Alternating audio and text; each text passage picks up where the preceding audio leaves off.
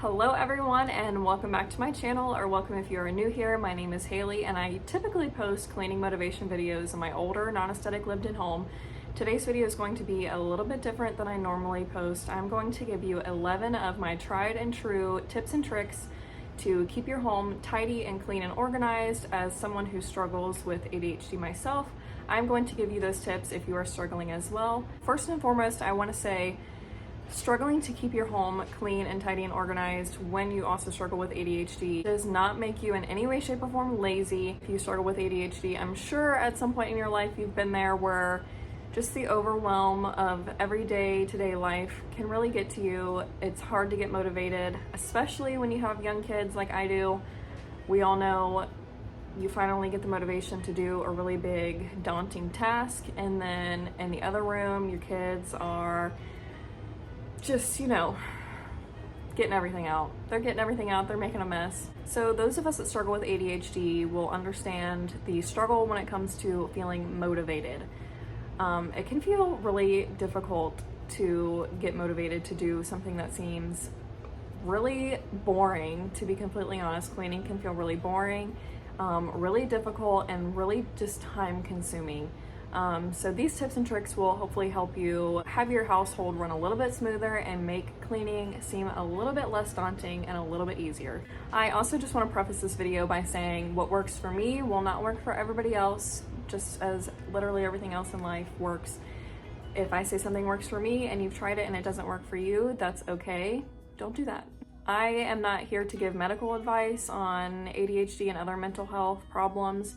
These are just my experiences and my opinions.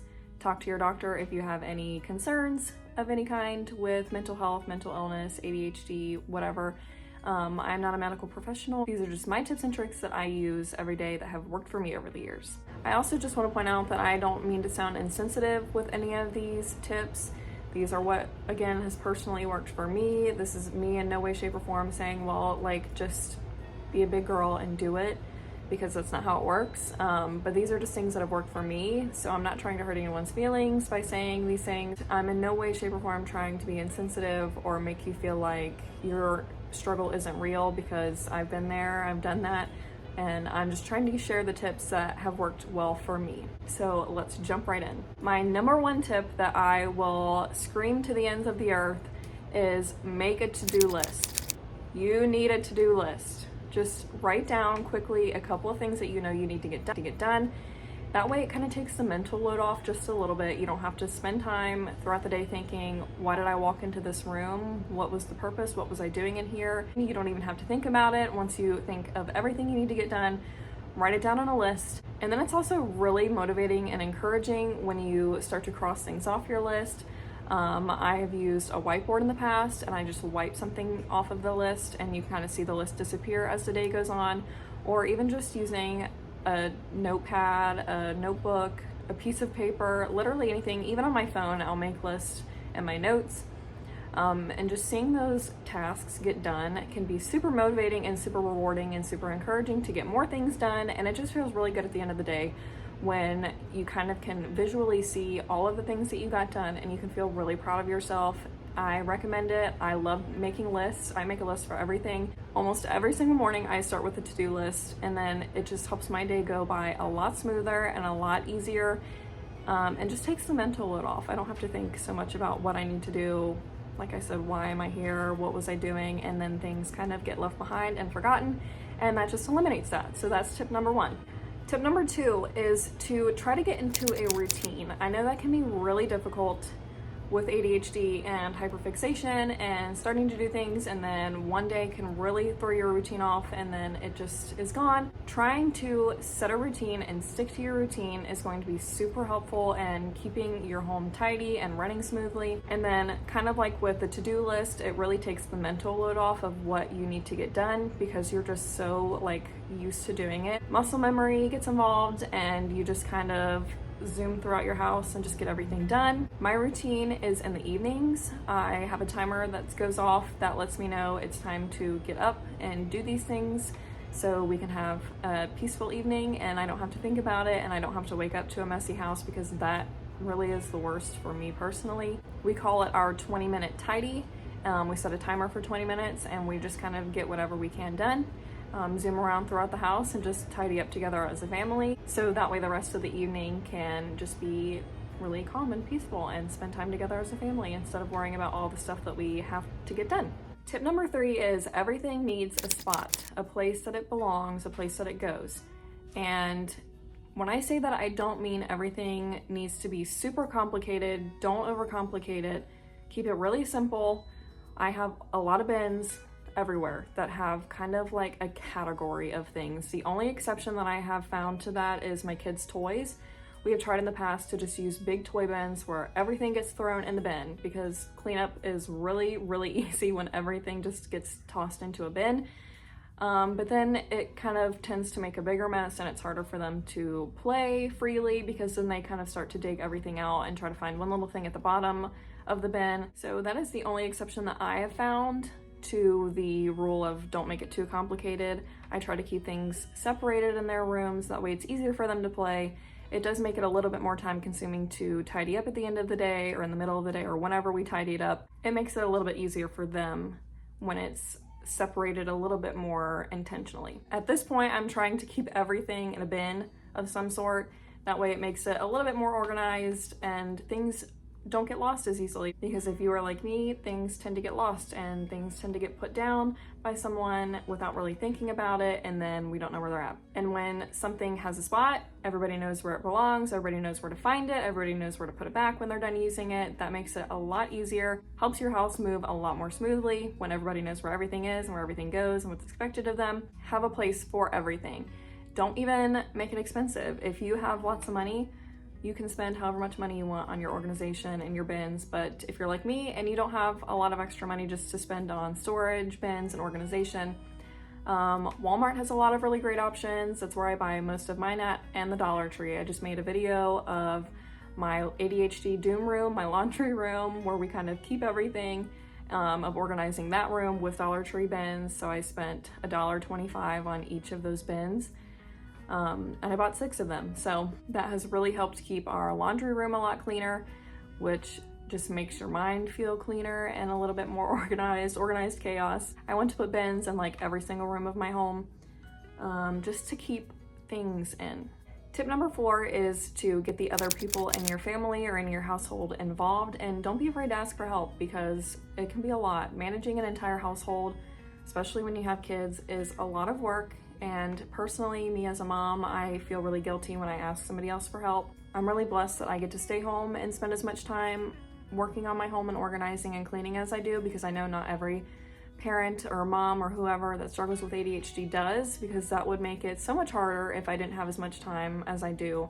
I definitely have a lot of other things that I do. I'm not saying that I just get to sit around and clean all day, but I definitely have a lot more time and energy to put into housekeeping than somebody who works, or at least in my experience. When I was working, I had no energy to, on the weekends, do a lot of deep cleaning and things like that, so a lot of those things got left behind. Don't be afraid to ask for help, especially if you work outside of the home and you don't feel like you have the energy or the time to get all the things done in your home that you would like to get done. Getting your children involved in your day-to-day routine is really helpful for not only you, but for them as well, especially if they also struggle with ADHD. It helps just create those healthy habits that I wasn't necessarily instilled with. This is in no way, shape, or form me trying to talk about how I was raised or anything like that, but I was not taught how to clean properly, I feel like, growing up. So I really want to instill that and those healthy habits in my children. So we utilize chore charts at our house, with age-appropriate chores, at least 2 that every child can do. Obviously my 1-year-old can't really do a whole lot, but we do get her involved in cleaning up her toys at the end of the day. So look into age-appropriate chores for your child's age, and if you don't feel like those are age-appropriate for them, you can kind of substitute for what you feel like your child is able to do with their skill set. Another way that I like to help get my kids involved is to create visual to-do lists for them, because they're young, they don't know how to read. So I will draw pictures of the things that they need to get done. And then that way they can visualize what needs to be done, because they don't know how to read, obviously. So you can draw pictures on a list, or if you have a printer and access to ink. I know ink is kind of not super affordable, just to be printing, you know, to-do lists willy-nilly whenever you need to, but if you have access and you have ink, and the funds available to do so, you could even print pictures or have them laminated. Or there's also, let me go get them. Another great option if you don't have access to getting things laminated, even though I will point out that a lot of libraries will do that for a fee. At least my public library does, so you can check with your library, but if that's not available to you, you can buy these. I don't know what they're called. I'll have to look and see, and then I will like insert it on the screen. But we use these for name tracing, but they could also be used as a great substitution for laminating things. So you could get a to-do list, a visual to-do list for your kids printed, and then put them in there. It takes the guesswork out for them. They don't have to think so much about what they need to do and what needs to be done next, because they have a visual list, especially for littles that don't know how to read. They know what to do next, they know what's expected of them, and then it takes the mental load off for them and for you as well. Just getting your family involved, especially your children, and instilling those healthy habits in them will help you in the long run and also help them. Tip number 5 is just take some time to declutter, because realistically, the less stuff that you have, the less stuff that you have to keep up with and clean. I know that sounds kind of silly, but for me personally, I have for some reason a scarcity mentality, and I have a really hard time getting rid of things that I feel like could be useful in the future, and I also struggle with OCD, so I tend to personify things and feel bad when I get rid of them. I'm really working on just trying to say thank you to the item that I'm trying to get rid of. Thank you for your help, your use when you were in my home, but I'm going to give you away, and I'm going to give you to somebody who could use you more often than I do. I am personally on a decluttering journey. I usually am pretty good about decluttering, but I'm going to start a decluttering challenge on my channel here soon. If you need some motivation to help declutter your home, follow along with my videos. I'm going to work in very short increments because, like I've said in other parts of the video, ADHD can make tasks feel really daunting and overwhelming, and then make you less likely to feel motivated to do it. So I'm going to do it in very short increments, less than an hour a day probably, but just taking the time to declutter your space will make it feel cleaner and stay cleaner ultimately, because you have less stuff to keep up with. Tip number 6 is a little bit more personal. Some days even I still struggle a lot. I still struggle really bad with motivation and getting things done. Looking back, I have a soft spot for younger Haley, who just started her family and was really struggling with postpartum depression, postpartum anxiety, ADHD, OCD, all the things that I didn't know that I was struggling with. And those days were really, really hard and really difficult. And if you're going through that right now, don't be afraid to reach out. I'll pray for you. I will be here for you, because it was really difficult for me. Some days it was really, really hard, to be completely honest. We won't go too far into that. I just wanted to mention that because tip number 6 is on really hard days, even when you feel like you can't do things. I'm not saying to push yourself too far, too hard. If you really don't think you can do anything, give yourself the grace to not do anything, because it's okay. It'll get done eventually when it gets done. But if it's on a day where you feel like you're not struggling as bad or as much, and you're just struggling to find the motivation to get started, set a timer for however long you feel like you can have the motivation to do things for. If that's 5 minutes, that's 5 minutes. If it's longer, that's cool too. And you might even be surprised the momentum that you can gain just by doing 5 minutes, and you might surprise yourself with how much you actually get done. Just the little bit of time that you thought you could do a lot more, and then you feel proud of yourself and you get way more done than you expected, and it's a win-win situation all around. And even if you set a timer for 5 minutes and all you did was 5 minutes, that's still something that you did to help keep your home running smoothly and to keep it tidy. And I'm proud of you regardless, either way, whether you did nothing and you gave yourself grace and you let yourself have a break, or you did 5 minutes, or you did the entire day. I'm still proud of you. Good job. Everybody's different, and some days we need to do nothing and some days we can do everything. But that's tip number 6, is to set a timer and just do as much as you can, even if it's a minute and a half, even if it's just throwing something away. In the long run, that will help your home stay cleaner and tidier and organized. Like I said, you might even surprise yourself with how much you actually could get done. Number 7. So tip number 6 and tip number 7 were the ones that I felt like sounded like I was saying like, just get up and do it, but that's not what I'm saying whatsoever. But tip number 7 is get it done now. If it takes you less than, I think the rule is like less than 2 minutes to do, just do it now, because your future self will thank you. I know we have all been in the situation where we kind of just like threw something down instead of putting it where it needed to be. And then we made a lot more work for our future selves, which isn't cool. Be nice to your future self. Do it now if you have the time and the energy. Obviously with kids, it's easy to get distracted and to put it down without really thinking about it. But if you're thinking about it and it will take you less than 2 minutes to do it now. You will forget it. Trust me. I probably don't even need to tell you that, but you will forget it. Do it now. I am consciously every single day trying to rewire pathways in my brain to make myself do things now. That's probably sounds a lot easier than it actually is, because there's still days that I don't do that, but I'm making the conscious effort every single day to do it now and not wait, not procrastinate, because it will not get done. It will be forgotten about if I don't do it now. So that is tip number 7, I think. Yeah, tip number 7. Tip number 8 is don't worry about perfection. Social media makes us think that our lives need to be perfect, and if they're not, there's something wrong with us, but that could not be further from the truth. Social media is just a highlight reel of all of the perfect parts of people's lives. So don't worry about perfection. Don't take it too seriously. Social media and influencers can also make you feel like you need to have the newest, the most expensive products to keep your house clean. And I'm here to tell you that that's not true. I link all of the products that I use, or all of the products that I can find in my Walmart storefront that's linked in my description. I've said it in a previous video, but I'm a very frugal person. I don't like to spend a lot of money on anything. Especially not cleaning products, and especially if they work just as well as name brand high-end products. Who cares? If it works for you, it works for you. I will insert some pictures of some of the products that I use and their prices. The scrub brushes that I use, I think are like $2.64 from Walmart. I use off-brand great value magic erasers. Despite what social media and influencers may tell you, you don't need the most expensive products and gadgets to clean your home. The 2 most expensive gadgets that I have are my Bissell Steam Shot and my Bissell Little Green. And those were gifted to me by my grandma for Christmas the last couple of years. So ask for things like that for Christmas if you want those things. If they don't interest you, then don't.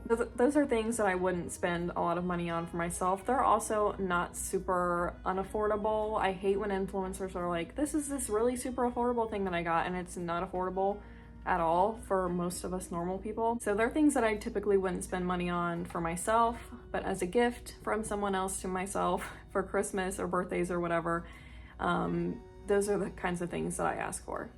Tip number 9 is to utilize YouTube videos to help you get motivated. It's called body doubling, where you kind of see somebody else do something and then it motivates you to also do the same thing.